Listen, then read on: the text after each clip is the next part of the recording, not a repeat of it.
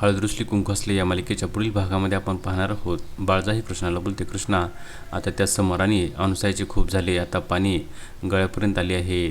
आणि तेव्हा कृष्णा ही बाळजाला उत्तर देते, बाळजाबाई पाणी हे नाकातोंडापर्यंत येण्याच्या अगोदर मी आढळरावांच्या समोर आणि अनुसयाचा खरा चेहरा आणल्याशिवाय स्वस्थ बसणार नाही. काही जरी झाले तरी मी आपल्या घराला कोणाचीही नजर लागू देणार नाही. आता मी समोर आणि अनुसयाचा खरा चेहरा सर्वांच्या समोर आणल्याशिवाय स्वस्थ बसणार नाही. त्यानंतर आपण पाहतो सर्वजण हे एक प्लॅन आखतात आणि त्यानुसार आढळरावच्या बेडवर उशा ठेवून त्या ठिकाणी पांघरून घालण्यात आलेले असते. आणि त्या ठिकाणी रात्रीच्या वेळी अनुसया येते आणि ती आपल्या जवळचा सुरा काढते आणि ती बोलते, आढळराव आता तुझा खेळ संपला असे बोलून ती त्या उशीवर चाकूने वार करते.